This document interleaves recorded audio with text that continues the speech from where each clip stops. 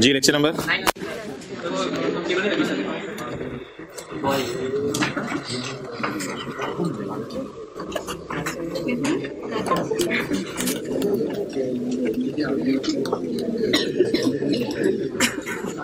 K5 lecture 90 start.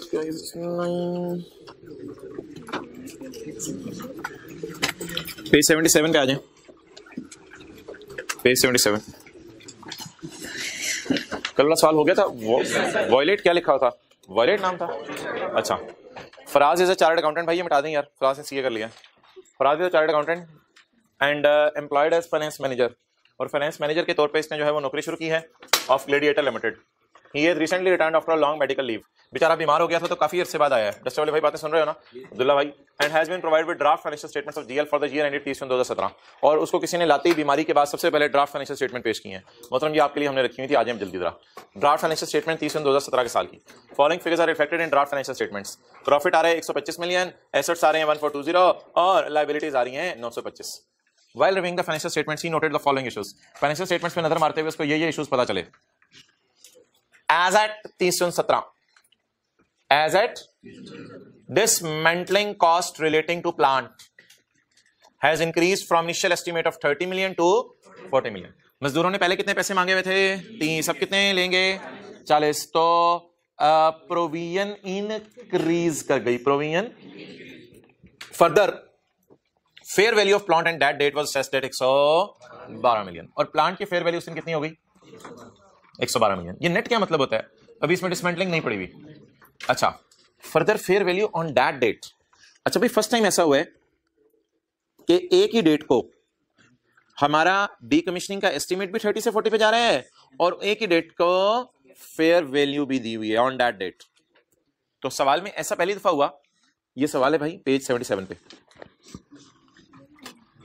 तो सवाल में पहली दफा ऐसा हुआ है कि सेम डेट पे बोले एस्टीमेट भी रिवाइज हो रहा है और साथ साथ रिवैल्यूएशन भी हो रही है। तो ऐसे सवाल में पहला हिंट लिख लें, बल्कि लिखने की शायद जरूरत नहीं है। अभी मैं आपको ना वो पेज पे खुद ही दिखा दूंगा। वो जो कल हम थ्योरी पढ़े थे इफ्रिक 1 की, that is on page number 28 इफ्रिक 1 की थ्योरी। उसमें लिखा हुआ था एग्जाम टिप्स पेज 29 पे। If fair value sorry point 4 page number 29 पे, वे revaluation of asset and remeasurement of provision.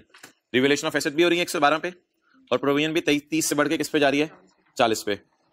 Occur on same date, एक ही दिन को हो रही है। Then first pass adjustment for remeasurement of provision and then revalue the asset. तो पहले प्रोविजन को रीमेजर कर लेते हैं, बाद में क्या कर लेते हैं? एसेट को फेयर वैल्यू पे ले जाएंगे। Done, okay.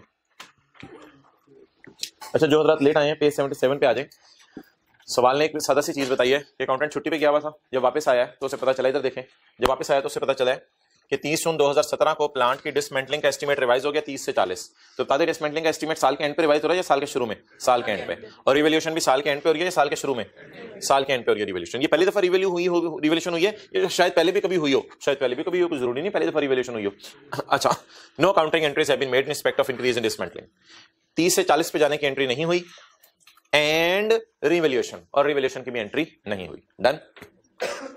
The plant had a useful life of 5 years। Plant की ओरिजिनल यूजफुल लाइफ 5 साल है। When it was purchased on यकम जुलाई 15, जब ये यकम जुलाई 15 को खरीदा गया था तो इसकी यूजफुल लाइफ 5 साल थी। तो मुझे बताएं हम में से कहां खड़े हैं आज? 30 जून 17 पे। तो यकम जुलाई 15 को 2 साल पहले ये प्लांट खरीदा गया था।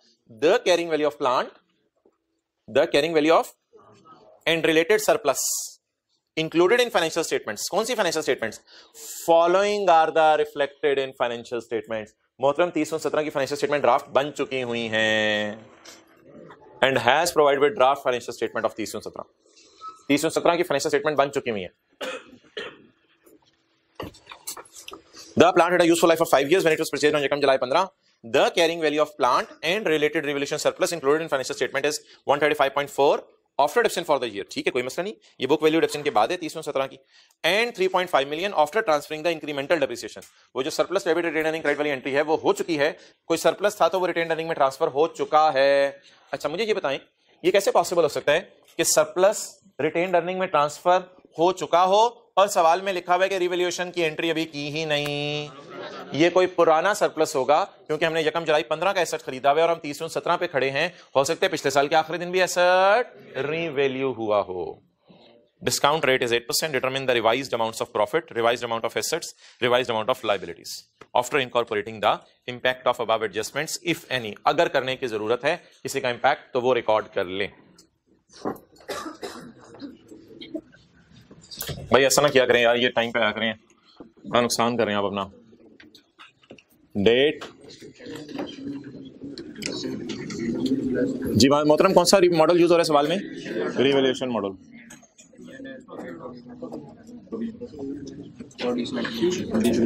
Provision for decommissioning.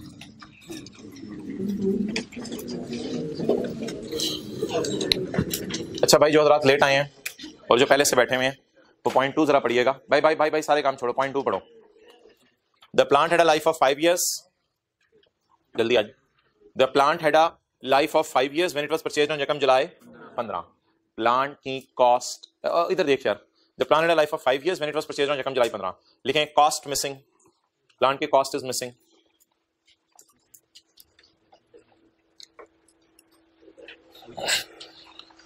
तो मेरा दिल चाह रहा था कि मैं कैलकुलेशन शुरू करता यकम जुलाई 15 से और कॉस्ट लेके कैलकुलेशन शुरू करता, लेकिन सवाल वाले ने डेटा मिसिंग कर दिया, सवाल वाले ने डेटा मिसिंग कर दिया।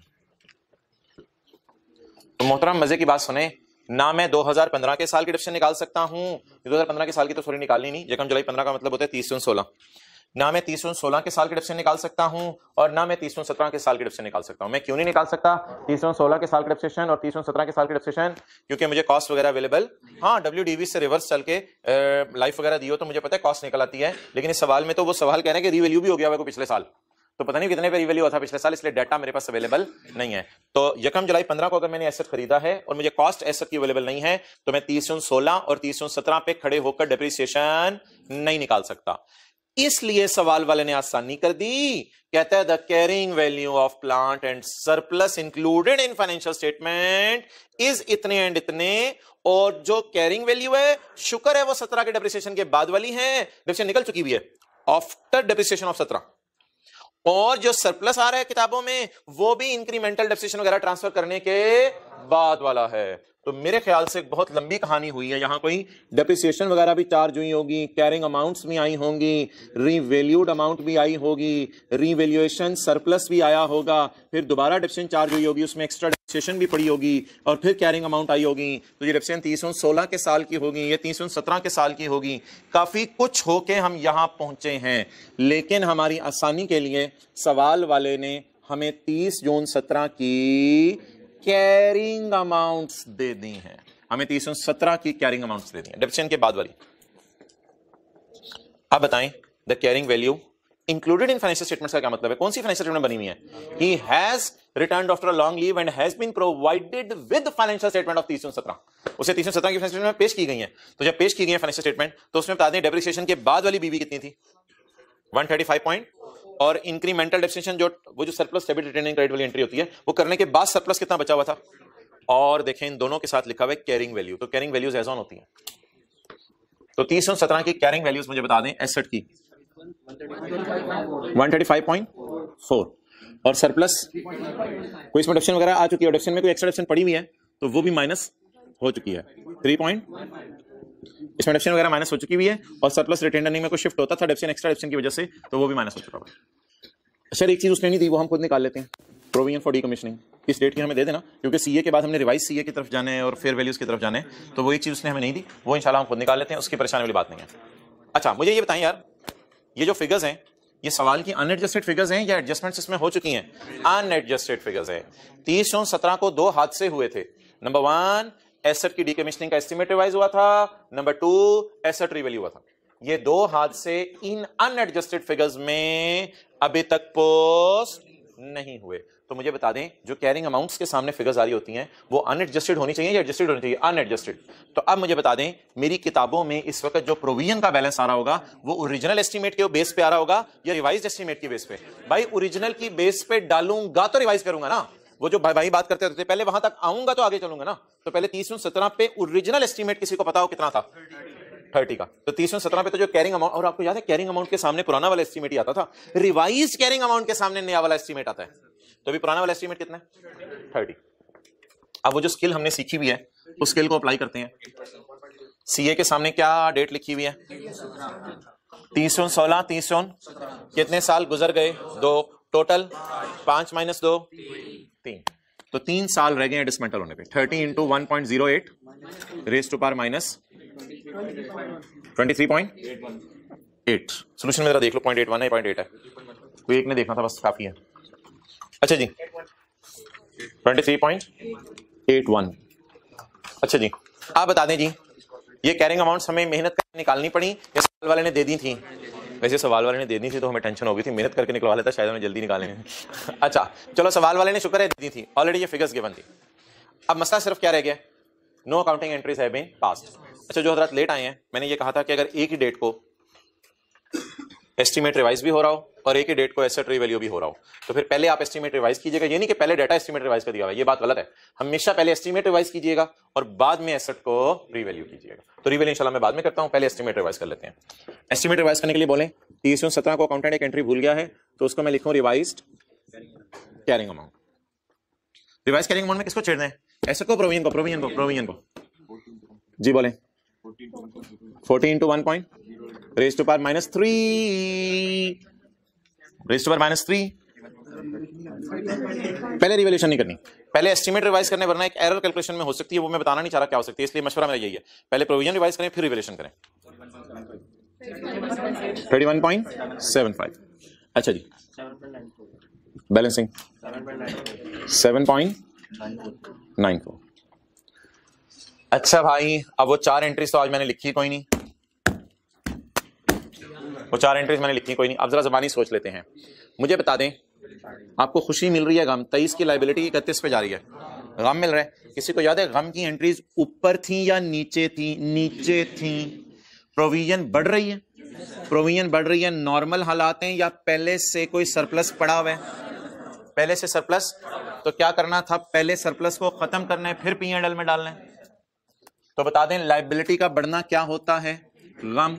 गम को रिकॉर्ड करने के लिए पहले सरप्लस को खत्म करें, अगर फिर भी गम बच जाए तो P&L में डाल 4.79। लेकिन इधर आपको पता है एसेट अकाउंट हिट नहीं होता, एसेट अकाउंट कॉस्ट मॉडल में हिट होता है। और इधर ब्लू मार्कर से क्या लिखें? Change in estimate, increase in provision. Entry करवाएं यार, एंट्री अकाउंट ने नहीं की ना, एंट्री करवा दें। प्रोविजन क्रेडिट कितने से? सरप्लस इन OCI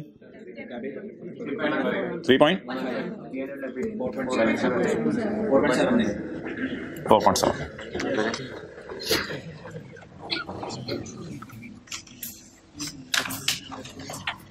भाई पढ़ने दें दोनों आपस में एक दूसरे को। जी बोलें।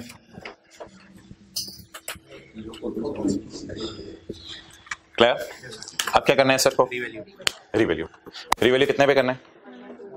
112। भाई रिकॉर्डिंग हो रही है? करो भाई शुरू। अच्छा भाई ये जो एस्टीमेट रिवाइज हो रहा है ना ये हमने कर लिया है, अब हमने करनी है रिवैल्यूएशन।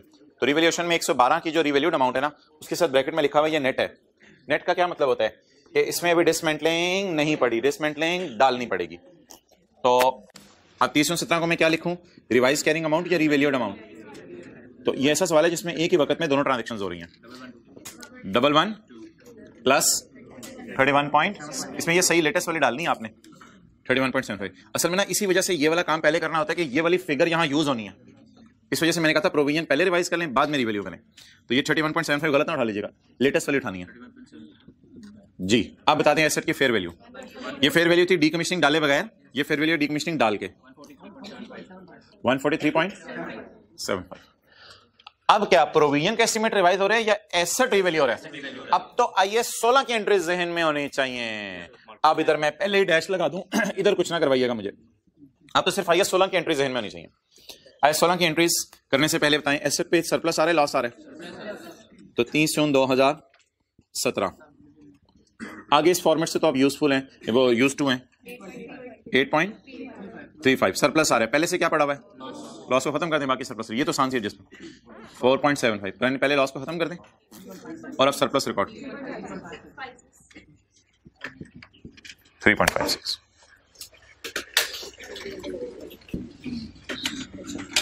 आपने क्या बताया कि अगर प्रोविजन बाद में करेंगे तो क्या मतलब? छोड़ो उसको। प्रोविजन का एस्टीमेट आपने पहले रिवाइज करने, बाद में आपने रिवैल्यूएशन की एंट्री करनी। अगर एक ही डेट पर दोनों ट्रांजैक्शंस हो रही हैं, एंट्री बताएं यार। एक वार्म अप की एंट्री होती है, लेकिन वार्म अप की एंट्री में कर नहीं सकता क्योंकि वो डेप्रिसिएशन नहीं मुझे given. Already asset book values पे है शायद, इस वजह से तो मुझे डेप्रिसिएशन गिवन नहीं है। ये आप लोग बड़ी जीभ हरकत करते हैं, फिर दोबारा एंट्री बोलने लग जाते हैं। वार्म अप की एंट्री होनी चाहिए, लेकिन डेप्रिसिएशन इस साल की अवेलेबल नहीं है, तो डेप्रिसिएशन का डेटा अवेलेबल नहीं है तो कोई मसला नहीं, रहने दे। फिर एसेट बुक वैल्यूज पे शायद ये ऑर्गेनाइजेशन मेंटेन करी हो। तो अब एंट्री बोले एसेट डेबिट, सरप्लस इन OCI क्रेडिट, P&L क्रेडिट। अब मैं किसकी एंट्री करने लगा हूं? रीवैल्यूएशन की। बोलें जी। Asset debit 8.35, surplus in P&L 4.7। दो एंट्रीज कर लें। ये प्रोविजन की हो गई और ये रिवैल्यूएशन सर जी। रिवाइज करेंगे अमाउंट जो है इसमें अगर हम प्रोविजन माइनस करके कंपेयर करें तो रिवैल्यूएशन प्लस तो फिर भी आ जाएगा। प्रोविजन माइनस ऊपर जो है किस फिगर को किस फिगर से कर रहे हैं? 35.4 हाँ, इसमें से अगर हम प्रोविजन जो है प्रेजेंट वैल्यू है वो 31% और ये जो ये ऑलरेडी नेट है तो उससे वो इतने लंबे चक्रों में क्यों पढ़ना? तो उसके बाद बैलेंसिंग ये इतने लंबे चक्रों में क्यों पढ़ना? सीधा काम करो। ओके, अच्छा भाई सवाल की रिक्वायरमेंट पढ़ें। Determine revised amounts of profits, revised amounts of assets and revised amounts of liabilities after incorporating the impact of above adjustments. तो revised amounts of profits, assets और liabilities। अब ये तीन फिगर्स हैं अनएडजस्टेड, इनको मैं उठाने लगा हूं। अब सवाल की रिक्वायरमेंट मेन वाली सॉल्व होने लगी है। इसको आप समझ लें, ये था वर्किंग 1, इसको समझ लें ये था वर्किंग 2। जनरल एंट्रीज नहीं मांगी में थी। अब जो सवाल की रिक्वायरमेंट है ना वो ये है, आंसर नंबर 4। अनएडजस्टेड फिगर्स मुझे बता दें, प्रॉफिट की, एसेट्स की और लायबिलिटीज की।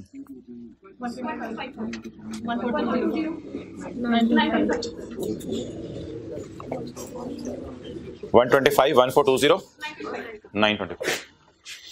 अच्छा जी, यार अपना ये सवाल टेस्ट में भी आया था, टर्म टेस्ट में। तो इस ना एंट्रीज को किस तरह पोस्ट करना है ये जरा आप देख लीजिएगा। इन एंट्रीज को कैसे पोस्ट करते हैं। तो हमारे से ना इक्विटी पे इंपैक्ट नहीं मांगा।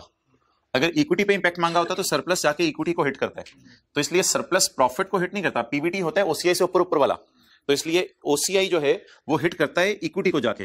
तो इसलिए इसका कोई डेबिट इंपैक्ट मुझे पोस्ट करने की जरूरत नहीं। ये इंशाल्लाह फाइनल अकाउंट में और भी क्लियर होगा। सरप्लस बैलेंस शीट का आइटम है, तो एसेट्स या लायबिलिटीज में नहीं आता, इक्विटी में आता है। अगर इक्विटी इधर मैं लिख दूं ना तो फिर ये चीज हिट करेगी उसको। अच्छा, इसलिए इसको मैं इग्नोर कर रहा हूं क्योंकि मुझे इक्विटी पे इंपैक्ट नहीं मांगा हुआ। खर्चे बढ़ रहे हैं, खर्चे बढ़ने से प्रॉफिट कम होगा। लायबिलिटीज बढ़ा दो,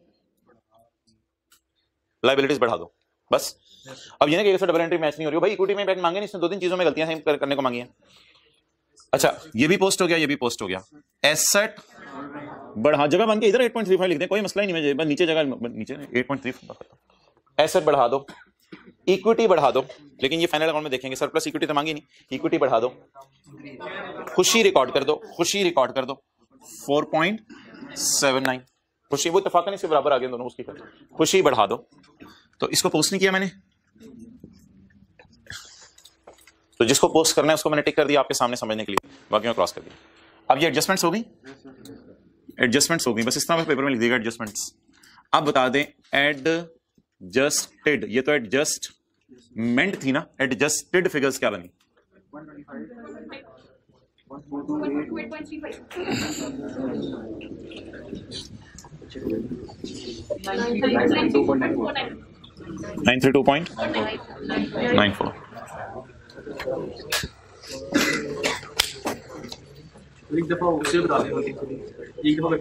वर्किंग से रहने दो, मैं तो एंट्री से ही कहूंगा, लेकिन अगर वर्किंग से आपने करना है तो भी कोई मसला नहीं, वर्किंग से कर लें आप, वर्किंग से कर लें। वर्किंग से करना ऐसे नहीं होगा, वर्किंग से एंट्री ही चलेगी। सरप्लस कम करना है, ये तो इक्विटी का आइटम है, छोड़ो।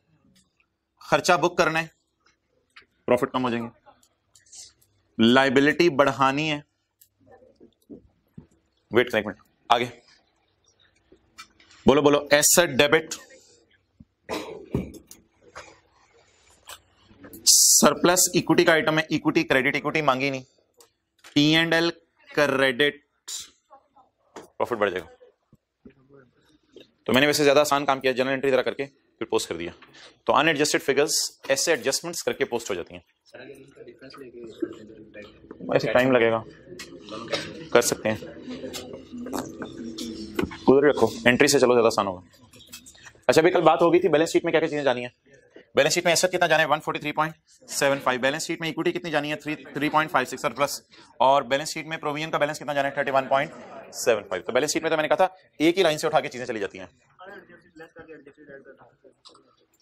कर सकते हो, एंट्रीज पोस्ट करो, ज्यादा बेहतर है।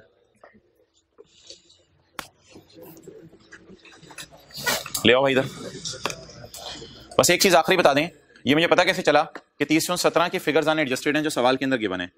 उसने the carrying values included in financial statement are ये एंड ये, और no entries have been passed in respect of above to. तो कैरिंग वैल्यूज दे दी थी 30/17 की, ऊपर वाली एंट्रीज करना भूल गया था, वो हमने फिर कर दी खुद। अच्छा भाई, होमवर्क के अंदर एक छोटा सा सवाल है आपके लिए। पास्ट पेपर का क्वेश्चन 16 निकालें। Past paper question 16, page number कौन सा बनेगा 59।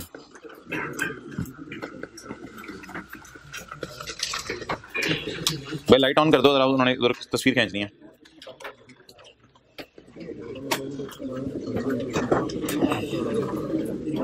यार वो सवाल किया था कल, नहीं होमवर्क वाला नहीं, वो जो डेफर टैक्स वाला, कितने लोगों ने दोबारा नजर मारा था, रोज लिमिटेड वाला। अच्छा चलें फिर मुझे अभी दोबारा याद करिएगा, रोज लिमिटेड वाले सवाल में मैं नजर मार दूं। तो डेफर टैक्स कॉन्सिक्वेंसेस इन एडजस्टमेंट्स के, तो वो तो मुझे याद कराइएगा। अच्छा पेज 59, ये सवाल आपका होमवर्क है जी, लेकिन इस पे 8-10 मिनट से ज्यादा लगाइएगा घर में। सवाल में पढ़ दूं। Karim limited bought a special purpose engineering plant on यकम January 15 for ₹1755 including sales tax at 17% refundable. फरमाएं जी, रिफंडेबल सेल्स टैक्स, ये मैं मिटा दूं, जनरल एंट्रीज मांगी हुई है 15 और 16 की, मिटा दूं जरा, मेरे लिए जगह खुली हो जाएगी। अच्छा ये मिटा दूं, KL uses cost model, cost model use हो रहा है, और PP plant is being depreciated using straight line method. ठीक है जी, ये चीजें मैंने मिटा दी हैं, सवाल अब सवाल पीछे ये है बस। तो कॉस्ट मॉडल यूज हो रहा है। अच्छा जी, रिफंडेबल टैक्सेस को एसेट की कॉस्ट में पड़ा रहने दें या ना पड़ा रहने दें, ना पड़ा रहने दें। अच्छा भाई अब जरा बताएं इसमें टैक्स पड़ा कितने, जरा कैलकुलेटर पे बताएं, कैलकुलेटर पकड़ें जरा, पकड़ लें कैलकुलेटर, मुझे बताएं इसमें टैक्स कितना पड़ा हुआ, सेल्स टैक्स। अच्छा कुछ बच्चे ना अगर गलती से ये कर रहे हैं ना 1755 इंटू 17%, तो ये is a blunder, it is a blunder. मिसाल के तौर पे मैं आपको ये कहूं कि सेल्स टैक्स का रेट पाकिस्तान में 17% है, और मैंने आइसक्रीम की दुकान से आइसक्रीम खरीदी है 200 जमा 17%, 234 की आइसक्रीम खरीदी है, और मैं आपको कहूं कि मुझे बता दें 234 की आइसक्रीम में टैक्स कितना है, तो इसका मतलब ये नहीं होगा 234 पे 17% लगाएं, वो बड़ा अजीब सा जवाब आ जाएगा। 200 रुपए वाली आइसक्रीम मैंने 17% डाल के दुकान से 234 की खरीदी है, अब मैं आपसे पूछूं कि इसमें टैक्स कितना है, तो इसका तरीका ये होगा 234 को डिवाइड करेंगे 117 से और मल्टीप्लाई करेंगे 17 से। अब जरा देखें क्या जवाब आ रहा है, 234 divided by 117 multiplied by 17, exact 34 आ रहा है, डिवाइड बाय मल्टीप्लाई 17 बोल रहा हूं, एग्जैक्ट 34 आ रहा है। सेकंड ऑप्शन क्या है कैलकुलेशन की, वो गलत तरीका है, वो है 234 इंटू 17%, वो जरा देखें क्या आ रहा है, 234 इंटू 17, 39 आ रहा है, कुछ अजीब सी चीज आ रही है कुछ। तो बताइए अगर किसी फिगर में सेल्स टैक्स डलाओ तो सेल्स टैक्स की फिगर कैसे निकाल सकते हैं, डिवाइडेड बाय 117 मल्टीप्लाइड बाय 17। अब बता दें जी 1755 में सेल्स टैक्स डला हुआ है, तो इसमें सेल्स टैक्स कितना है 255। अब आप बता दें 1755 में 255 क्या है, लिख रहे हैं साथ साथ, 255 क्या है रिफंडेबल, रिफंडेबल को एसेट की कॉस्ट का पार्ट नहीं बनाते। अच्छा जी, और ये एस डॉट टैक्स लिखा हुआ है मैंने, 5 ना समझिएगा, सेल्स टैक्स रिफंडेबल। और बाकी क्या प्राइस आ गई 1500, तो 1500 एसेट कॉस्ट होगी। Clear?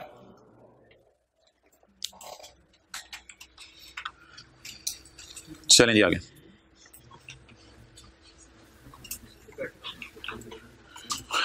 KL is required to decommission the plant after a period of 2 years. Decommissioning is estimated at 300। ओ तेरी खैर, 1500 में 300 डालूं या 1755 में 300 डालूं? 1500 में 300 डालूं या 1755 में 300 डालूं? 1500 में। और दूसरा सवाल, 1500 में 300 की पीवी डालूं या 1500 में 300 डालूं? 1500 में 300 की PV. Okay,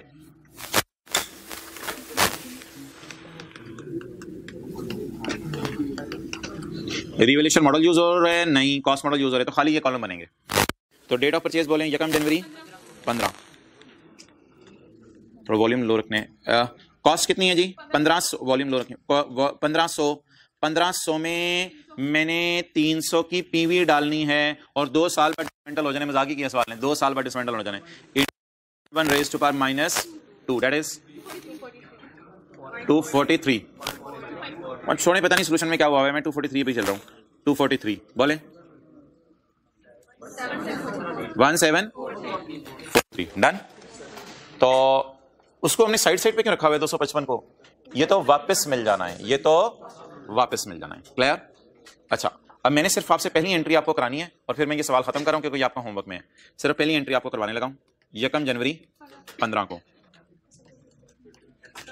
plan debit 1743, cash credit 1500 और प्रोविजन क्रेडिट 243। लेकिन एक और एंट्री होगी मेरे भाई 1 जनवरी 15 को सेल्स टैक्स रिसीवेबल डेबिट, इसके भी मार्क्स होंगे।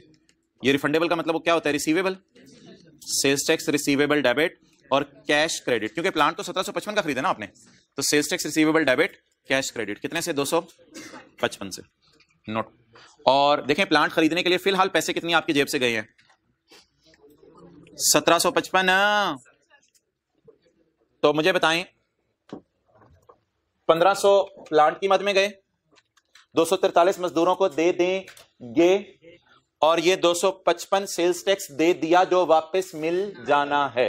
तो ये 1755 यहां से मैच कर रहा है जितने मैंने पैसे दिए हैं। तो 1755 का मैंने प्लांट खरीदा है, लेकिन ये कैश मैंने तोड़ के 2 एंट्रीज में डाल दिया अलग अलग। तो ये 2 एंट्रीज नोट कर लें। आगे एंट्रीज उसी तरह इंटरेस्ट और डिविडेंड बहने हैं, उनको साथ साथ चलाइएगा। आगे डेप्रिसिएशन और इंटरेस्ट की एंट्री पहले साल भी हो जाएगी मेरे ख्याल से, और डिविडेंड और इंटरेस्ट की एंट्री दूसरे साल भी हो जाएगी। 4 एंट्रीज रहेगी बस, 2 सालों का सवाल है ना। पहले साल डिविडेंड और इंटरेस्ट की एंट्री होगी, फिर दूसरे साल डिविडेंड और इंटरेस्ट की एंट्री होगी। लेकिन एक एंट्री आज सवाल में और होगी जो पिछले सवालों में नहीं होती थी। वो एंट्री होगी क्योंकि 2 साल हो गए, प्लांट डिसमेंटल हो गया, वो एंट्री होगी प्रोविजन डेबिट कैश क्रेडिट 300 रुपए मजदूरों को पेमेंट की। ये इस सवाल की ब्यूटी है। एक और इस सवाल में ब्यूटी है, एक एंट्री आखिरी साल जरा चेक कीजिएगा और होगी सोल्यूशन में जब आप घर में सॉल्व कर रहे हो। चलें जी, कितनी एंट्रीज रहेगी? 4। डेप्रिसिएशन इंटरेस्ट पहला साल और डिविडेंड इंटरेस्ट दूसरा साल, और दूसरे साल के एंड पे जब प्लांट डिसमेंटल हो जाएगा तो प्रोविजन डेबिट अकाउंट खत्म कर देंगे किताबों से और मजदूरों को पैसे दे देंगे। अच्छा, इस सोल्यूशन में जाके देख लें, दोनों एंट्रीज ना इकट्ठी हुई हैं, अलग अलग बेहतर है। सोल्यूशन में जाके नजर मार लें, दोनों एंट्रीज इकट्ठी हुई हैं। ओ हाँ, रख के चले जाए, देख लिया सोल्यूशन में इन दोनों एंट्रीज को अलग अलग इकट्ठा किया हुआ, मैंने अलग अलग होनी चाहिए थी, जरा ज्यादा समझ आ जाती है बेहतर।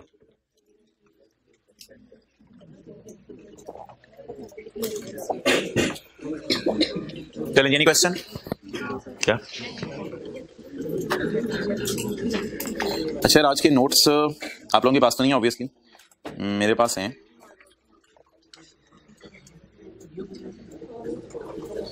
क्वेश्चन 16 हो गया पास पेपर का, क्वेश्चन 4 हो गया ग्लेडिएटर वाला। हमारी कल थ्योरी की डिस्कशन चल रही थी फ्रिक 1 पे, वो थ्योरी की डिस्कशन मैं अभी रिज्यूम करता हूँ थोड़ी देर में। पहले मैंने आपको आज जरा एक नई चीज करवानी है, वारंटी की प्रोविजन। चलें ठीक है, थ्योरी डिस्कशन खत्म करें, फ्रिक 1 में आ जाए, उसकी थ्योरी की डिस्कशन खत्म करें। पेज नंबर बताएं। 29। अब हमारे तकरीबन 6-7 सवाल हो गए डीकमीशनिंग के मुख्तलिफ क्लासों में मिला के। पेज नंबर कौन से?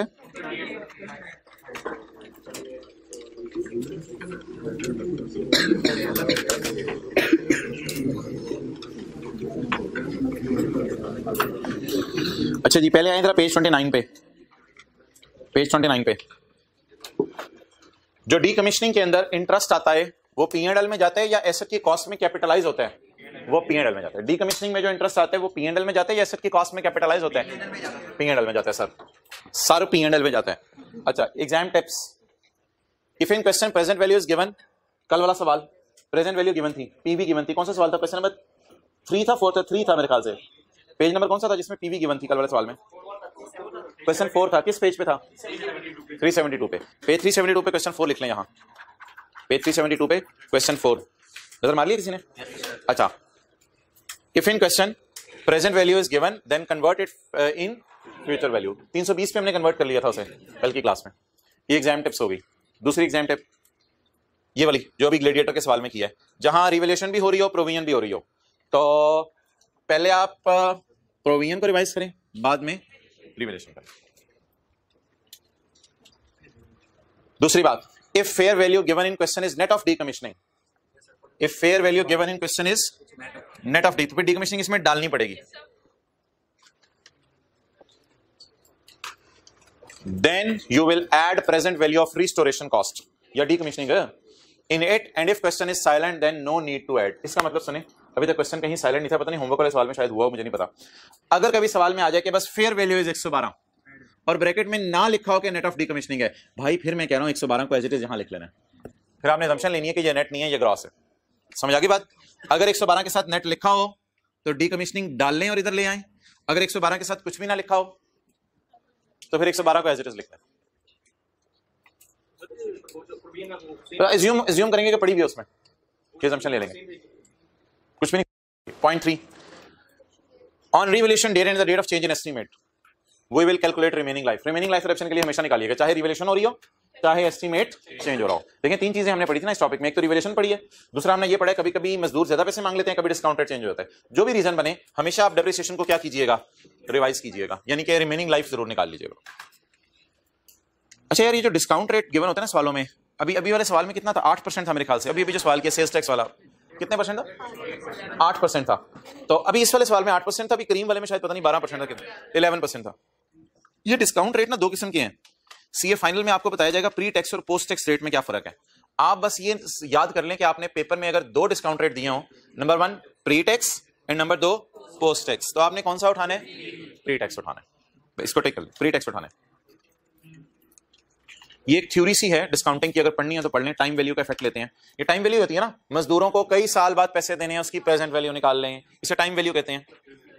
Where the effect of time value of money is, भाई अटेंटिव रहो जरा, where the effect of time value of money is, आवाज इस तरह रखें, material, a liability is measured at present value. Liability को प्रेजेंट वैल्यू पे मेजर किया जाएगा।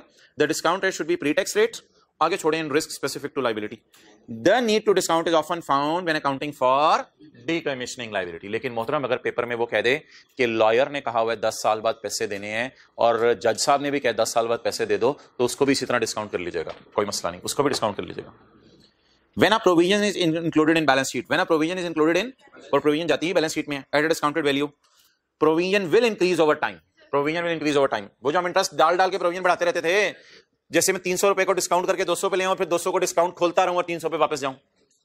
Provision will increase over time to reflect the passage of time, raised to power -10, raised to power -9, raised to power -8 passage of time, raised to power -7, so the reported provision increases। वक्त के साथ साथ provision बढ़ती चली जाएगी। This increase in value is included in interest for the, provision का बढ़ना कहां डालेंगे? इंटरेस्ट में डालेंगे। लेकिन अगर मजदूर ज्यादा पैसे मांग लें और डिस्काउंट रेट बदल जाए, वो अलग बातें हैं, वो चेंज इन एस्टीमेट है। डन। तो ये ऐसी थ्योरी के एतबार से एक बात लिखी हुई थी। Okay, page 28।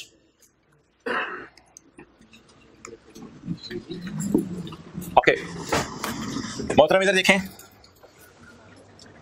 Change in estimate की वजह से सरप्लस में कितनी डिक्रीज आई, यहां भी देख लें बेशक, एंट्री से ज्यादा अच्छा समझ आया था। और रीवैल्यूएशन की वजह से सरप्लस में कितनी इंक्रीज आई, डिक्रीज नहीं। ये दोनों इंक्रीज डिक्रीज यूजर को डिस्क्लोजर में इंग्लिश लिख के अलग अलग बतानी है कि कितनी अनरियलाइज खुशी इसकी वजह से है या गम, और कितनी अनरियलाइज खुशी या गम इसकी वजह से है। ये डिस्क्लोजर में लिख के यूजर को अलग अलग बतानी है। एक एमसीक्यू के एतबार से बात याद रख लें। The change in surplus arising from change in provision, change in surplus arising from change in provision, वो ये वाले। Is separately identified and disclosed. Separately क्यों कह रहे हैं? क्योंकि एक और सरप्लस भी आता है, वो जिसने यहां नहीं लिखा, वो किस पे आता है? एसेट महंगा होने पे। एसेट महंगा होने पे लिखें। इसके अलावा एक और सरप्लस भी आता है, वो एसेट महंगा होने पे आता है। वो तो IAS 16 में शायद लिखा हुआ है कि वो सरप्लस यूजर को बताएं। तो इसके अलावा एक और सरप्लस भी आता है, वो एसेट महंगा होने पे आता है। तो दोनों सरप्लस को अलग अलग यूजर को बताएं, कुछ थ्योरी में लिख के, और आगे सवाल में लिख लें कोई ऐसा सवाल जिसमें ये दोनों इकट्ठे आए हों, ग्लेडिएटर वाला सवाल। यही जो क्वेश्चन 4 अभी हमने किया आज।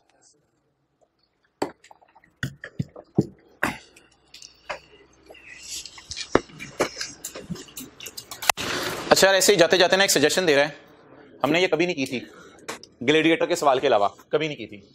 कहता है मेरा मशवरा है कि जब भी प्रोविजन का एस्टीमेट रिवाइज हो, एसेट भी साथ ही रिवैल्यू कराओ ताकि चीजें कंसिस्टेंट चलें। कहते हैं मेरा मशवरा है, मेरा मशवरा है, आगे आपकी मर्जी है, जो मर्जी करो।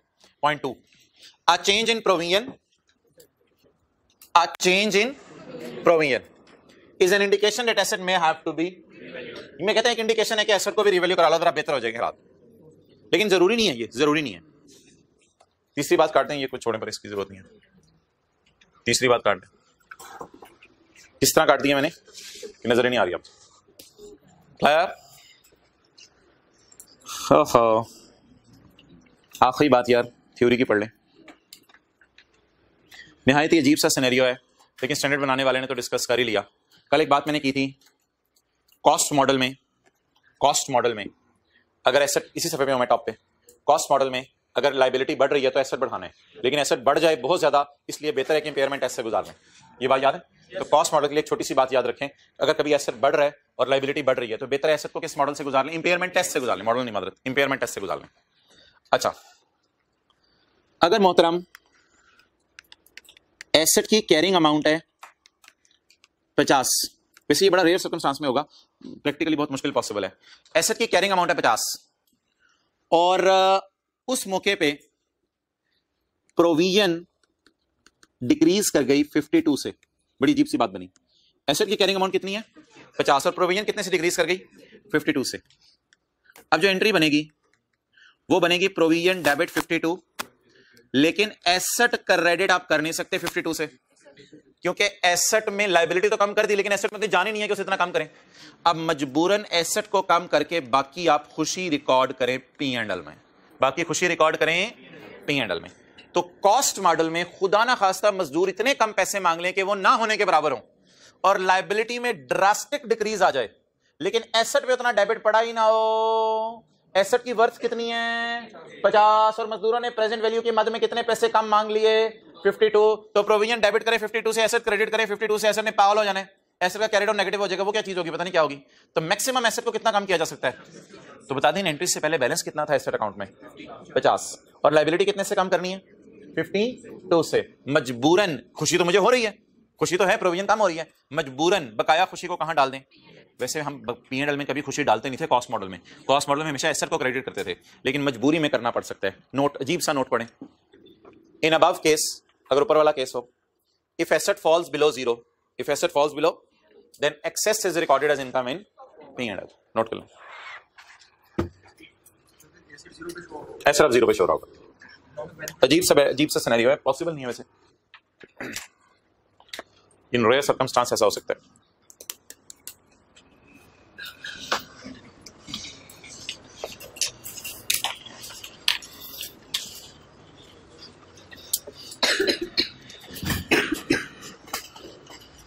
चलिए, ये एक बहुत ही मजे की चीज आपके लिए रोक के रखी हुई थी। वारंटी के एतबार से एग्जाम्पल 11 निकाल लें, 15 निकाल लें, पेज नंबर मैं आपको बताता हूं, थोड़ा सा ऊपर आ जाए बस।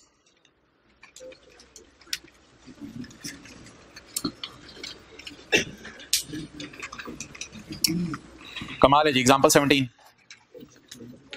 Page number 13।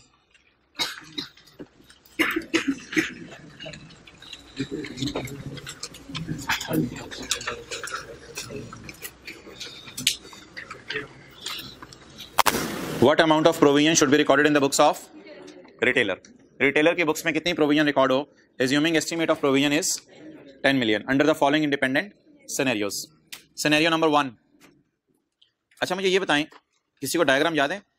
इधर हमने मैन्युफैक्चरर बनाया था, इधर हमने कस्टमर बनाया था, रिटेलर बनाया था, सॉरी, इधर हमने क्या बनाया था जी, रिटेलर, और इधर क्या बनाया था। ये डायग्राम आप मैं जहन में रखता हूं, सिनेरियो 1 सॉल्व करवाता हूं, सिनेरियो 2, सिनेरियो 3 और सिनेरियो 4, ये 4 सिनेरियोज हम सॉल्व करने लगे हैं। अच्छा, इतनी आसान बातें आपने सिर्फ एरो की डायरेक्शन मुझे बतानी है। कहते हैं 4 सिनेरियोज में बताओ रिटेलर कितनी लायबिलिटी बुक करे। मुझे मैन्युफैक्चरर की ना बताइएगा, किसकी लायबिलिटी, ये सवाल मैं आपको कराऊंगा, फिर पास पेपर का भी आपको खुद दूंगा। Retailer provide warranty to customer, जरा डायग्राम का एरो देखिएगा। रिटेलर प्रोवाइड वारंटी टू, आप बताएं क्या रिटेलर 10 मिलियन के लिए लायबल फील करेगा कस्टमर की तरफ? जी हाँ, एरो समझ आ गया। तो मुझे बताएं रिटेलर ने वारंटी कार्ड किसको दिया है? कस्टमर को। यानी दुकानदार ने कहा है कस्टमर को, नोकिया का फोन तुझे मैं सही करके दूंगा, तू टेंशन ना ले कि नोकिया का है या किसका है, बस मेरे पास आ जाए। Retailer provide warranty to customer. बताएं जी रिटेलर की किताबों में कितनी प्रोविजन बुक होगी? Provision for warranty 10। सबर। Manufacturer provide warranty to customer, manufacturer provide warranty to, मैं रेड मार्कर पकड़ने लगा हूं, सिनेरियो 2 कराने लगा हूं। Manufacturer provide warranty to retailer do not provide warranty, इधर मैं एरो नहीं लगा रहा, retailer do not provide warranty. Retailer कहते हैं मेरी कोई जिम्मेदारी नहीं, भाईजान मेरी कोई जिम्मेदारी नहीं, अगर तुझे मोबाइल चाहिए तो मैं तुझे, इसको अक्सर मार्केट में नाम दिया जाता है इंटरनेशनल वारंटी का, कि इंटरनेशनली वारंटी सही होगी तुम्हारी, मैं तुम्हें कोई जिम्मेदारी नहीं दे रहा, ये बाहर ही तुम्हारा मोबाइल जाया करेगा नोकिया वालों के पास। आप बताएं रिटेलर ने मुंह से क्या बोला है? हिम्मत करें, हिम्मत हिम्मत। प्रोविजन रिटेलर की बुक्स में, ये ऊपर येलो वाला पढ़े हैं, किसकी बुक्स में एंट्रीज करनी है? डन, चले यहां तक नोट कर लें, फिर मैं तीसरा और चौथा सिनेरियो कराता हूं। डायग्राम में समझने के लिए बना रहा हूं, बना लेंगे तो ज्यादा बेहतर होगा। सिनेरियो 1 में रिटेलर जिम्मेदारी ले रहा है और 2 में मैन्युफैक्चरर जिम्मेदारी ले रहा है।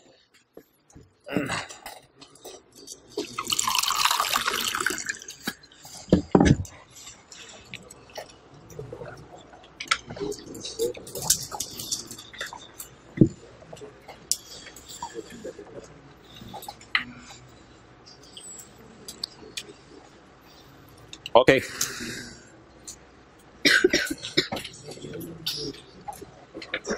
चलें जी आगे।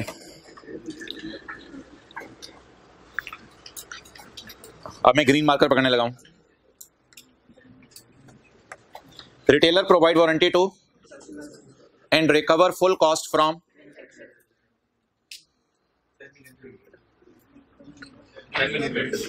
रीइंबर्समेंट वाला सिनेरियो है, रीइंबर्समेंट वाला सिनेरियो है। Retailer provide warranty to, retailer किसकी तरफ लायबल फील करेगा? कस्टमर की तरफ। And recover full cost from, ये सिनेरियो 3 चल रहा है, and recover full cost from manufacturer. अब बोलें जी, फुल लिखा हुआ है फुल, तो लायबिलिटी कितने पे बुक करूं? इधर 10, किसी को एंट्री याद हो, एक्सपेंस डेबिट प्रोविजन क्रेडिट 10 से, इधर रिसीवेबल बुक करूं, एंड फुल कॉस्ट रिकवर करता है, रिसीवेबल डेबिट इनकम क्रेडिट की बजाय एक्सपेंस क्रेडिट, तो रीइंबर्समेंट वाला सिनेरियो बन गया। आप बता दें जी लायबिलिटी कितनी बुक करूं? 10 की, ये कस्टमर की तरफ है, और रिसीवेबल किससे बुक करूं? Receivable is a separate asset, however P&L में नेट करके शो कर सकते हैं, लेकिन बैलेंस शीट के एतबार से ये सेपरेट एसेट है 10 का। आज ब्लू पकड़ते हैं, मात्र ब्लू, बिल्लू। अच्छा जी, मैन्युफैक्चरर प्रोवाइड वारंटी टू, ओ तेरी खैर बारों बार काम हो रहा है। मैन्युफैक्चरर प्रोवाइड वारंटी टू, इसका रिटेलर से कोई ताल्लुक नहीं, इस लाइन का रिटेलर से कोई ताल्लुक नहीं, ऐसा ही है ना। पहले मैंने आधी बात पढ़ी ना, मैन्युफैक्चरर प्रोवाइड वारंटी टू, तो रिटेलर को टेंशन लेने की जरूरत, and recover 60% from retailer, and manufacturer recover ना, मैन्युफैक्चरर रिकवर, जारी बात है, कस्टमर ने रिकवर करना, and manufacturer recover 60% from retailer. तो बोले manufacturer provide warranty to, retailer tension ना ले, एंड देन मैन्युफैक्चरर लिखें, then manufacturer will recover 60% from, बोले रिटेलर। तो यार मैन्युफैक्चरर 10 मिलियन का लायबल फील करेगा मेरे भाई, ये सिनेरियो नंबर 4 है। मैन्युफैक्चरर 10 मिलियन का लायबल फील करेगा, और अब मेरे पास जगह नहीं बची, तो यहां पे मैं बना देता हूं रिटेलर मैन्युफैक्चरर की तरफ, एरो ऐसे क्लोज होगा, रिटेलर मैन्युफैक्चरर की तरफ कितने का लायबल फील करेगा? 6 का। डन, 6 का लायबल फील करेगा। और ये सिनेरियो कौन सा चल रहा है? 4 चल रहा है। तो चलें आखिरी लाइन भी नोट कर लें। आप बता दें जी यार अब ये ना बताइएगा मुझे, बोंगी ना मारिएगा कि मैन्युफैक्चरर की बुक्स में प्रोविजन आएगी 10 की।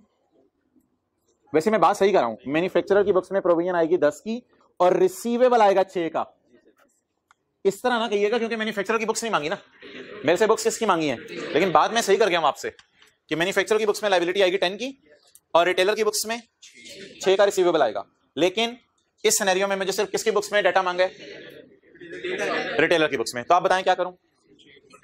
बोले बोले बोले बोले बोले बोले 6 का प्रोविजन बुक करे कौन? तो ये चारों एंट्रीज किसकी बुक्स में हुई हैं? रिटेलर के बुक्स में। डन, तस्वीर ले ली, गुड। तो ये रिटेलर की बुक्स में चारों entry.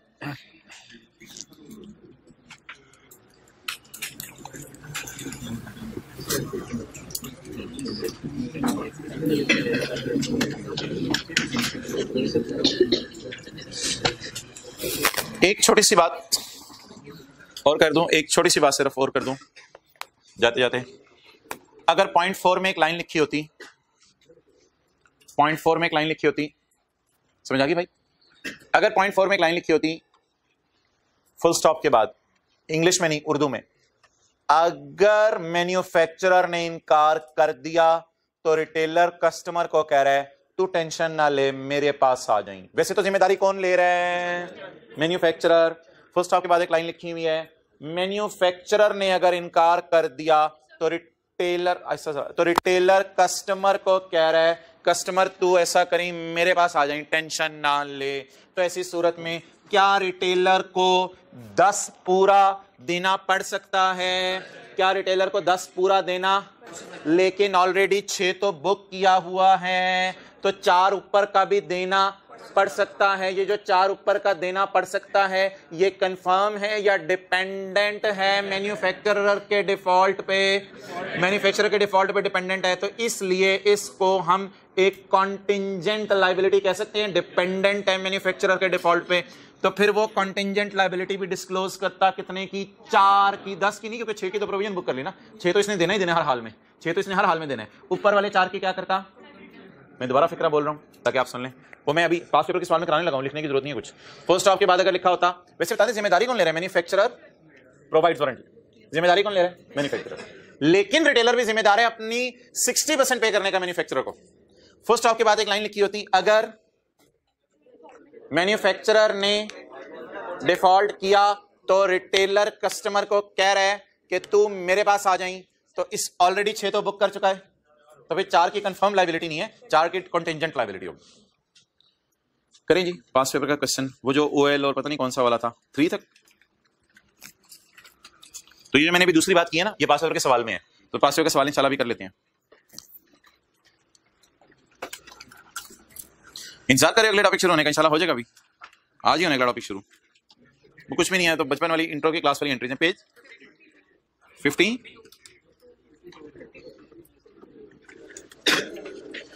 Page 52। Oval limited deals in medicine. Deals in medicine का क्या मतलब है? मेडिसिन एंड सर्जिकल इंस्ट्रूमेंट्स खरीद के बेचता है या बना के बेचता है? खरीद के बेचता है। डीलर होगा ना, खरीद के बेचता है। तो deals in medical and surgical equipments, तो ये डीलर है। OL is in the process of finalizing the financial statement for year ended 31 December 2018. Following matters are under consideration. OL हम sells BP operators and sugar test operators, ठीक है, मिसाल के तौर पे BP operators और sugar test operators। तो OL sells instruments with 1 साल की वारंटी। पास पेपर क्वेश्चन 3 अभी तो देखें। These units are purchased from Star Limited। हो सकता है बाहर के मुल्क में स्टार लिमिटेड, ऐसी मिसाल देना समझाने के लिए। तो स्टार लिमिटेड एक बाहर का मैन्युफैक्चरर है, उससे इंस्ट्रूमेंट्स मंगवाते हैं और मंगवा के आगे लोगों को बेचते हैं। तो शायद 3 पार्टी जहन में ले आए। एक डीलर है ओवल, उसने बाहर के मुल्क स्टार लिमिटेड से मंगवाया ऑपरेटर्स और लाहौर में हॉस्पिटल्स को या कस्टमर्स को बेचेगा। The details of warranty are under. पहले B1 पढ़ लेते हैं। B1 आप पढ़ लें जरा, मैं जगह बना लूं।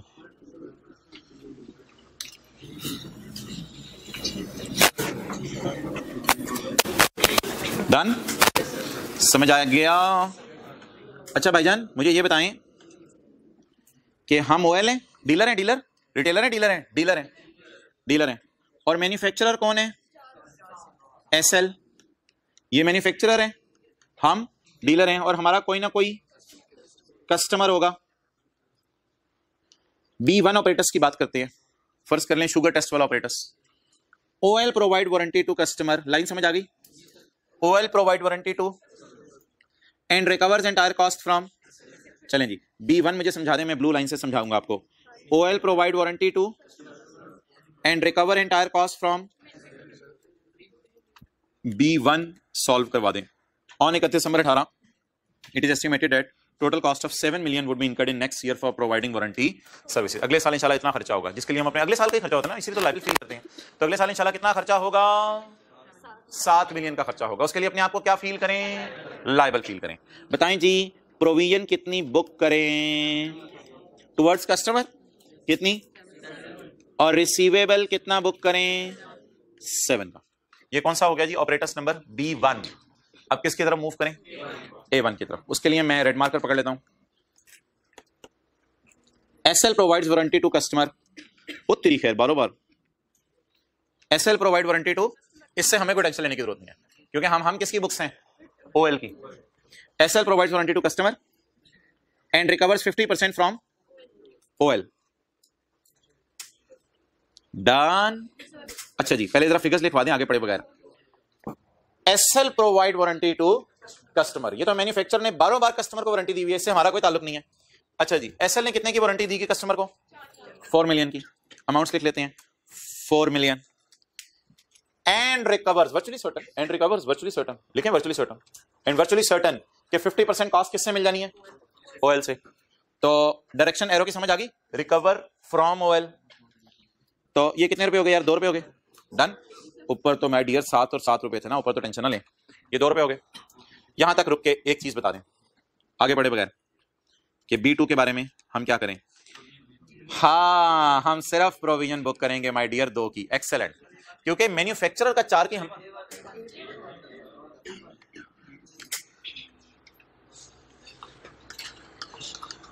अच्छा हम लाइबिलिटी कितने की बुक करेंगे? 2 की। ये लाइबिलिटी कितने की बुक करेगा? और हमारे से रिसीवेबल, लेकिन हम कितने की लाइबिलिटी बुक करेंगे? 2 की। डन। 2 की तो लाइबिलिटी बुक होगी। However in case of, वो जो मैंने बात आपको बताई है, however in case of SL default, SL कौन है? मैन्युफैक्चरर। अगर मैन्युफैक्चरर भाग गया, अगर मैन्युफैक्चरर भाग गया फिर कौन मारा जाएगा? फिर तो हम मारे जाएंगे। The warranty would have to be provided by OL। Agreement में लिखा हुआ है कि OL ने वारंटी प्रोवाइड करनी है। फिर आप बता दें भागा है? अभी भाग गया, मैंने बोला था इसलिए मैं भागा था, अभी भागा नहीं है वो। तो अगर भागे तो बाकी का 2 भी हमें देना पड़ सकता है। तो कंटिंजेंट लायबिलिटी रिकॉर्ड करें या डिस्क्लोज होती है? Giving brief nature of event and estimate of financial effect, ये डिस्क्लोज होती है भाईजान, ये रिकॉर्ड नहीं होती। तो ये था मोहतरम सवाल जिसका हमें था इंतजार।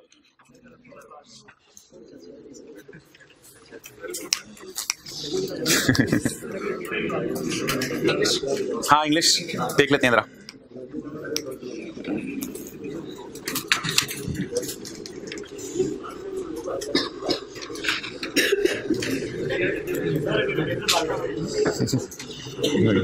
पागल ना ना, कोर्ट में चले जाएंगे हम, उसने तो जिम्मेदारी दी हुई है ना। अच्छा जी ये लाइबिलिटी और रिसीवेबल पे इंग्लिश तो आप प्रोविजन और रीइंबर्समेंट वाली लिख के आ सकते हैं सारी। तो इसमें प्रोविजन वाली अंग्रेजी, इसमें रीइंबर्समेंट वाली अंग्रेजी। क्या?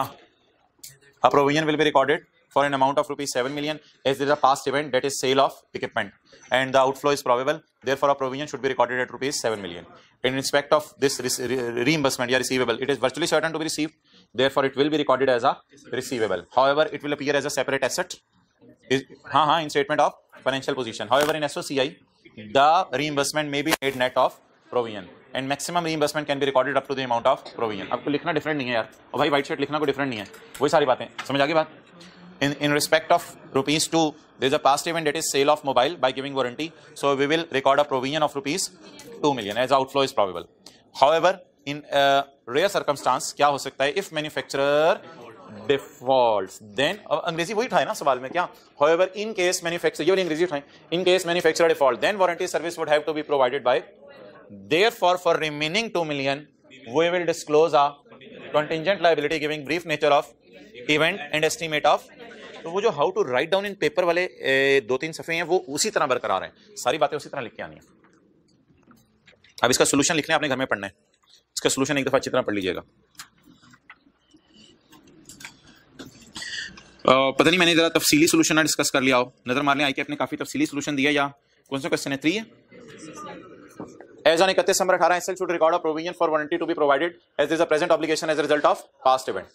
The amount of 2 million, वो जो पहले वाला है, पहले वाले की 2 million है ना, the amount of 2 million in respect of A1 as well is liable to SL for 50% of cost of service and rupees 7 million दूसरे वाला in respect of B1 as OL is responsible to the customer.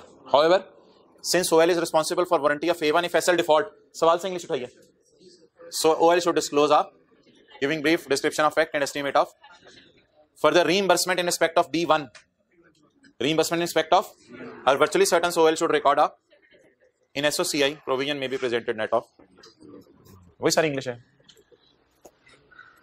Warranty में example 7 भी हो गई, ये भी हो गया। चले जाए IFRS 9 हमने शुरू करने,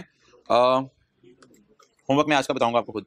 यार ये प्रोविजन का एक नोट है, वो सफ़े जरा पकड़ाना, सफ़े बांटने हैं, प्रोविजन का नोट है। नहीं होमवर्क आज मैं बताऊंगा, 2-3 छोटे छोटे सवाल हैं।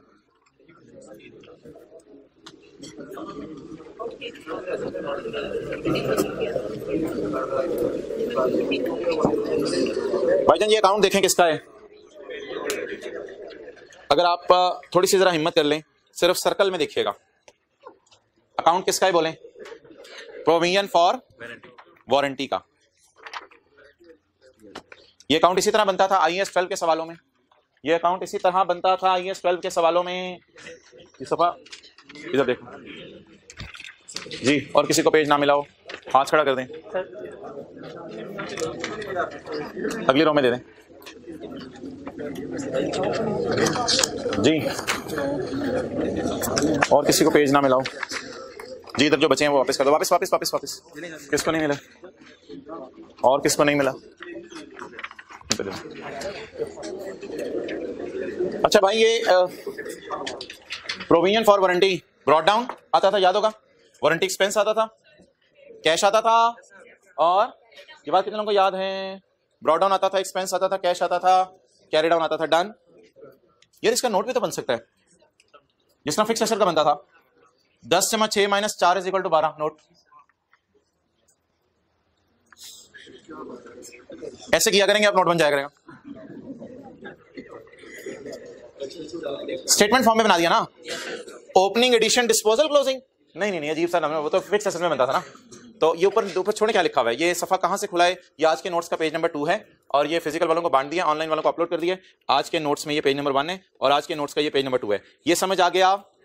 6 रुपए की एंट्री बता दें, एक्सपेंस डेबिट प्रोविजन, 2 रुपए की एंट्री, 4 रुपए की एंट्री प्रोविजन डेबिट। तो ये जी नोट होता है IAS 37 का, अगर कभी बनाना पड़ जाए तो। कल इंशाल्लाह एक सवाल इस तरह का मैं आपको होमवर्क में दूंगा, आज भी नहीं दे रहा। ओपनिंग जमा expense minus payment is equal to closing, और एंट्रीज बोलें 6 रुपए की एंट्री, ओपनिंग क्लोजिंग की एंट्री नहीं होती, एक्सपेंस डेबिट प्रोविजन डेबिट। अच्छा आगे चलें जी, डीकमीशनिंग की एंट्रीज मैं आपके सामने कर रहा हूं, इंटरेस्ट डेबिट प्रोविजन क्रेडिट, हो सकता है एस्टीमेट रिवाइज हो गया हो, कॉस्ट मॉडल हो, asset debit, interest debit provision credit, हो सकते हैं मजदूरों को पैसे दे दिए हो तो provision debit cash credit, provision debit cash credit. अच्छा समझ आ गई बात? अच्छा फर्ज करें प्रोविजन का ब्रॉट डाउन है 10, प्रोविजन का ब्रॉट डाउन है 10। प्रोविजन का वैसे टी काउंट हम नहीं बताते थे, हम तो वो एक कॉलम से बनाते हैं, याद आ रहा है, हम तो एक कॉलम से बनाते हैं प्रोविजन का, हम टी काउंट तो नहीं बनाते, हम तो एक कॉलम से बनाते हैं। अगर टी काउंट में मैं कन्वर्ट करना चाहूं तो 10 brought down provision, interest add होता था प्रोविजन में, याद आ रहा होगा, और चेंज इन एस्टीमेट भी कभी ऐड होता था, कभी 10/2/4 16 कैरी डाउन क्या बन गया, फिर इंटरेस्ट डलता था 3 रुपए का, ऐसे ही मैंने पेमेंट डाल दी मजदूरों को 19 रुपए की। एंट्री जरा बताएं आपको याद हो कॉस्ट मॉडल की, इंटरेस्ट डेबिट प्रोविजन, 10 मैंने अपनी तरफ से लिया, कोई interest debit provision for dismantling credit. Estimate revise हो गया कॉस्ट मॉडल में, एसेट डेबिट प्रोविजन क्रेडिट, इसलिए आज पढ़ के आए एसेट बढ़ा तो इंपेयरमेंट ऐसे भी गुजार लो, एसेट डेबिट, ये क्या आ गया, इसके बाद आगे ब्रॉट डाउन, फिर इस साल दोबारा इंटरेस्ट डेबिट, एस्टीमेट रिवाइज नहीं हुआ, मजदूरों को पैसे दे दिए। अब नोट कैसे बनेगा, ऐसे करके 10 जमा 2 जमा 4 इज इक्वल टू 16। नोट का मतलब क्या होता है, ऐड होने वाली चीजें ऐड कर दें और लेस होने वाली चीजें लेस कर दें। 10 जमा, ये क्या वजह है, वक्त गुजरा, 2 रुपए इंटरेस्ट डाल दिया, डिसमेंटलिंग के करीब हो गए ना, 2 रुपए इंटरेस्ट डाल दिया, 4 रुपए कोई इंक्रीज इन प्रोविजन वजह बनी होगी, चेंज इन एस्टीमेट जिसे आप कहते हैं, ये कैरी डाउन आ गया।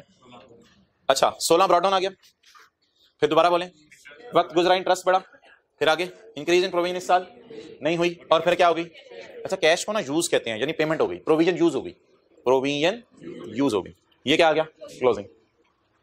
Discussion of para 84 of IAS 37।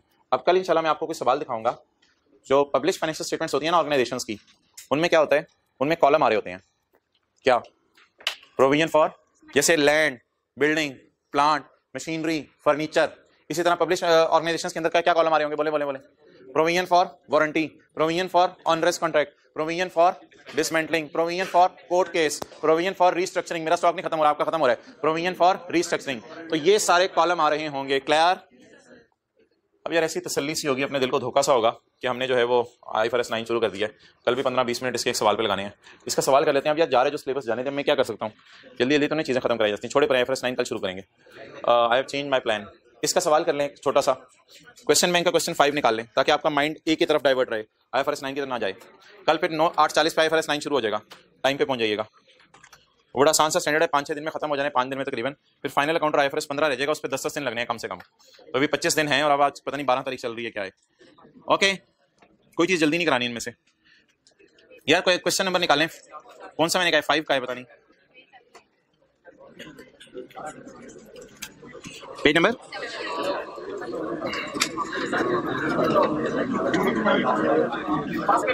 नहीं पास पेपर नहीं है,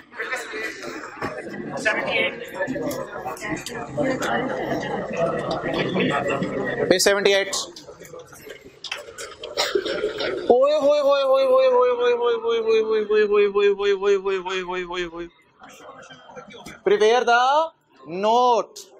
prepare the note to the financial statement.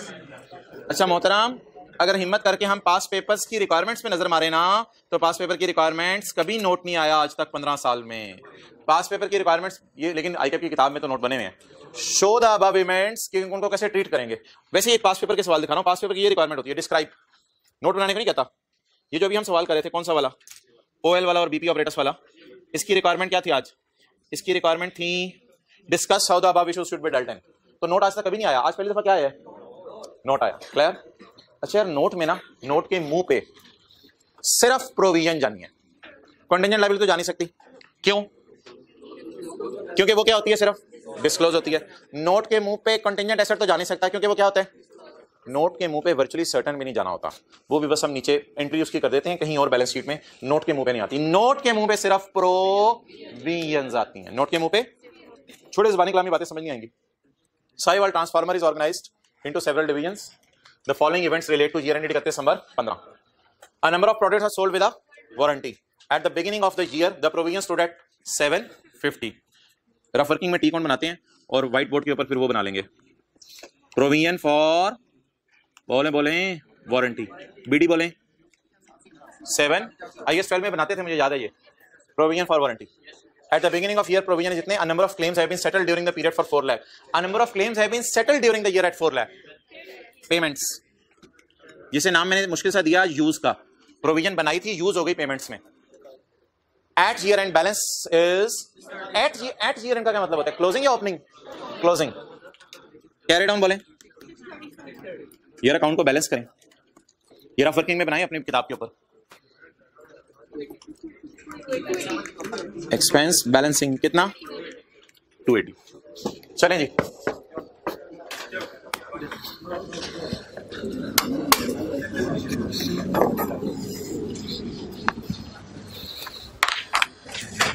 Organisation का नाम Sahiwal, note to the financial statements for year ended December 15। Done. Okay, आगे जी। अब कॉलम आएंगे। पहला column provision for warranty. Note का नाम may be note number 7, provisions, ये नोट का नंबर। और इसके बाद अब आप वारंटी में बोलें ओपनिंग बैलेंस, एक्सपेंस, कैश और क्लोजिंग। एक दो लाइन मैंने छोड़ दी, उससे कोई नई चीज आए। अच्छा, कैश का मतलब यूज है, बिल्कुल प्रोविजन आपने यूज कर ली जी। ओपनिंग बैलेंस कितना? 750, 280, 400, 630। बैलेंसिंग ये आया था 400, सवाल में गिवन नहीं था। बैलेंस एक्सपेंस आया था, एक्सपेंस आया था बैलेंस।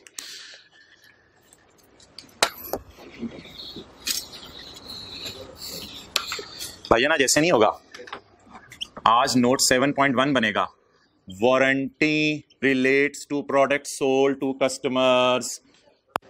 पास्ट इवेंट उसमें ये है, वारंटी की नेचर लिख देंगे आप, वो भी मैं सोल्यूशन में आपको दिखा देता हूँ। वो सवाल से ही इंग्लिश लिख के आपने लिखनी है, यूजर को पता चले ना ये कहानी क्या है, तो वो मैं बता देता हूँ यहाँ इंग्लिश का लिखनी है, उसको छोड़ देंगे। Okay, transformer units. अच्छा, एंट्रीज बता दें यार, entries expense debit provision, provision debit cash credit. अच्छा जी, देखिए इन फिगर्स को हमने उधर जाके ऐसे किया तो नोट बन गया। ये भाई इसके लिए सीए करना जरूरी है। आ ट्रांसफार्मर यूनिट सप्लाइड टू रहीम यार Khan district hospital during the year. था करना था, हॉस्पिटल हैज इनिशिएटेड द, हमारे खिलाफ ही केस होते हैं। The hospital has initiated the legal proceeding, और जुर्माना कितना मांगा है? 10 मिलियन। अब तो इन चीजों को जल्दी फारिग करें ना, फिगरेंट होने। हमारा लॉयर बोला, बोलने की आदत है उसको, पैसे दिए हमने बोल रहा है। हमारा लॉयर बोला कि value has of this claim has been estimated at 9 million. अब लॉयर के मुताबिक कितनी है? 9। उसने मांगा कितना? तो वही जो हम बात करते थे, claim is equal to 10, as per lawyer 9। Might भी एक ही लाइबिलिटी भी आ जाए, लेकिन फिलहाल 9 की प्रोविजन तो बनानी पड़ेगी। The explosion was due to faulty component supplied to us. Explosion हमारी वजह से नहीं था, असल में किसी ने हमारे साथ हैंड किया था। ये खाना पकाना नहीं था, रशीद मुर्गी वाले का मसला था। रीइंबर्समेंट वाली साइड पे चला गया। तो रीइंबर्समेंट वाली साइड पे ना जाएं, अभी आप 9 मिलियन की ना एंट्री कर दें, ताकि फिर नोट में मैं उसे पोस्ट कर दूं। Expense debit provision credit 9 million, इस एंट्री को पहले पोस्ट करा दें। Provision for court case. आप सोच रहे हैं अच्छा ऐसे नोट भी इसका भी बनता होता था, मैं तो सोचा अच्छा प्रोविजन फॉर कोर्ट केस। ये इस साल आया केस या पहले से चल रहा था? इस साल आया ना केस। ओपनिंग खर्चा बुक करूं कितना? यार 9,000 होगा मेरे भाई, क्योंकि ये रुपीज इन, चेक कर लेते हैं। ये रुपीज थे तो इसको हमने 1000 में किया है कन्वर्ट, तो ये भी रुपीज 9 मिलियन है, तो फिर इसको 9000 बनेगा इधर। डन। एंट्री साथ साथ करते जा रहे हैं तो नोट भी समझ आता जा रहा है। The explosion was due to faulty component supplied to STL for inclusion in transformer. Legal proceeding have been started against supplier. हम भी किसी के खिलाफ केस करते हैं, हमने भी हाथों में चूड़ियां नहीं पहनी हुई, हमने भी किसी के खिलाफ केस कर दिया। किसके खिलाफ? सप्लायर के खिलाफ। हमारा लॉयर कह रहा है that STL have a very good chance of winning the case। हमारे केस जीतने का बहुत जबरदस्त चांस है, लुट मचा देंगे हम। And will receive 40% of amount, जो हम पे करेंगे उसका 40% इंशाल्लाह हमें मिल जाएगा। पे हमने 9 करनी है तो उसका 40% कहते हैं हमें मिल जाएगा। भाईजान ये केस हो रहा है और आज आपने मुझे मतलब बताना है, लॉयर ने कहा है वेरी गुड चांस है विनिंग का, तो आप हजरात ने मुझे बताना है वेरी गुड चांस है विनिंग का। वर्चुअली सर्टन नहीं कहना खुदा के लिए। वर्चुअली सर्टन तब कहने जब सप्लायर मान जाए या इंश्योरेंस कंपनी या जज कह दे। वर्चुअली सर्टन नहीं। हाई चांस ठीक है कह सकते हैं, प्रोबेबल है, बहुत गुड चांस है मींस हाई चांस है, लेकिन स्टिल क्या होगा? डिस्क्लोज होगा। तो इसकी no journal entry, no entry, बल्कि डिस्क्लोज करने as a contingent asset. Done. और अमाउंट इसकी वो बनेगी ना फिर जितना हमने देना है उसका 40%, तो 9 का 40% 3.6। अच्छा इसकी ना कैमरा इधर करो, इसकी अंग्रेजी में इंशाल्लाह कल डिस्कशन कर लेते हैं। फिलहाल मुझे नोट का न्यूमेरिकल पोर्शन आज कर लेने दें। अंग्रेजी आप खुद भी पढ़ के आ जाएंगे इंशाल्लाह, तो मैनेज हो जाएगी। आगे जी पॉइंट 3 कर दें यार, कैलकुलेटर पकड़ के अमाउंट निकाल दें। हाँ ऑन 31 दिसंबर 15। और भाईजान अगले की एंट्री कोई नहीं है ना, इसलिए आप मैंने ना पूछे अगले का क्या किया, बस एंट्री नहीं थी इसकी। अब पॉइंट 3 पे आ जाए। On 31 December 15 STL entered into 18 month fixed price contract. भाईजान कॉन्ट्रैक्ट करके आप फंस जाते हैं, याद रखिएगा, ये पता नहीं कौन सा कॉन्ट्रैक्ट बन जाएगा। On 31 December 15 SL entered into 18 month contract. 18 month future में आने हैं भाईजान, 18 मंथ फ्यूचर में आएंगे, अगले 18 महीने, यानी 2016 का पूरा साल और 17 का आधा साल। To supply a customer 100 units per month. हमने उससे वादा कर लिया है कि तुम्हें 100 यूनिट्स हर महीने बेचेंगे अगले 18 महीने, ये उससे वादा कर लिया है। फोरकास्ट प्रॉफिट हमारा था 1600, बट आ गया बीच में, बटने का ठहरो, बहुत चीजें महंगी हो रही हैं, क्लीनिंग मटेरियल महंगा हो रहा है, आप राइस से जो कॉन्ट्रैक्ट कर चुके हो क्लीनिंग का, वो बहुत महंगा पड़ेगा आपको। बटने का जो आप सोच रहे थे 1600 का प्रॉफिट आएगा, भाईजान उल्टा 800 का लॉस आएगा। ये कॉन्ट्रैक्ट कैंसिल नहीं हो सकता पेनल्टी पे करके, कैंसिल नहीं हो सकता पेनल्टी पे करके। If I honour and if I cancel, cancel वाली तो ऑप्शन है ही नहीं। अगर ऑनर करूं तो मैं सोच रहा था 16 का लॉस आएगा, किसी बताने वाले ने बता दिया नहीं आना 800 का प्रॉफिट, सॉरी 1600 का प्रॉफिट नहीं आना, 800 का लॉस आने। शायद वजह ये हो कि मैं 4000 की चीज खरीदा करूंगा और 3200 की बेच दिया करूंगा, शायद ये वजह हो। 4000 की खरीदूंगा 3200 की बेच दूंगा, इसलिए फ्यूचर में क्या आएगा, ऐसे अपनी तरफ से बोल रहा हूं। मैंने सोचा था 4000 की खरीद के 5600 की बेचूंगा, लेकिन अब पता चला 4000 की खरीद के 3200 की बेचूंगा। तो कॉन्ट्रैक्ट इज, आप बता दें इनफ्लो आउटफ्लो डालने की जरूरत है या इनफ्लो आउटफ्लो का नेट लॉस उसने दे दिया है? आपको याद है इनफ्लोज और आउटफ्लोज डालते थे, वो अवेलेबल नहीं है, नेट लॉस अवेलेबल है। कितना लॉस आने? 800 का। 800 का हर यूनिट पे आने, गुड गुड गुड, हर यूनिट पे आने। अच्छा तो एक महीने में कितने यूनिट्स? और भाईजान हमने तो 18 महीने यूनिट सप्लाई करने हैं, तो 18 महीने से मल्टीप्लाई करें। हर महीने कितने यूनिट्स? 100। एक यूनिट पे कितना लॉस? टोटल महीने कितने? 1400 यार है? एंट्री बताएं। एक्सपेंस डेबिट, इस एंट्री को करें पोस्ट। खर्चा बुक करना है। अच्छा पेमेंट तो नहीं हुई इस साल कोई? अभी पेमेंट तो नहीं, ओपनिंग बैलेंस भी नहीं है ना, अलग शुक्र नहीं है, ये केसीसी साल मसला आया है तो ओपनिंग बैलेंस भी नहीं है, कोई पेमेंट भी नहीं हुई, तो प्रोविजन फॉर ऑनरस कॉन्ट्रैक्ट। इस साल तो ये मसला साल के शुरू में नहीं था। खर्चा कितना बुक करना है? एंट्री एंट्री देखें सारे मुंह पर करके, खर्चा डेबिट प्रोविजन क्रेडिट बढ़ा दो, खर्चा डेबिट P&L में प्रोविजन क्रेडिट। अच्छा जी पेमेंट्स तो इन दोनों की कोई नहीं हुई इस साल, अभी कोई जज का फैसला नहीं आया।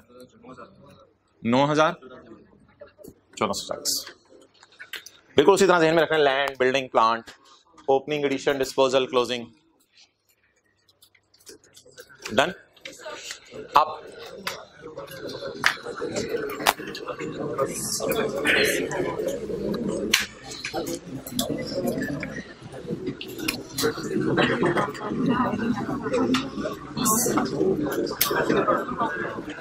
अच्छा भाईजान अब घर में आपने 1.5-2 घंटे देने हैं।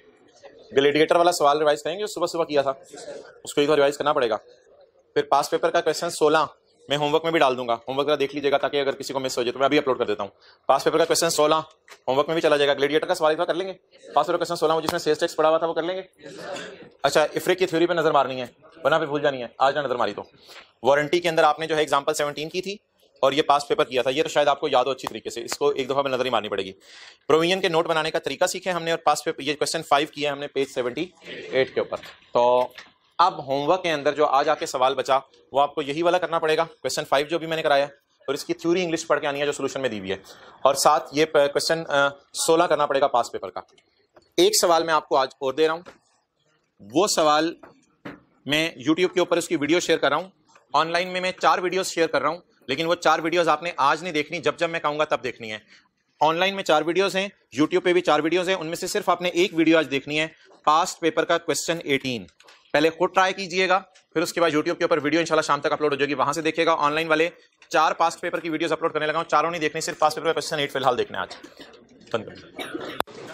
7-8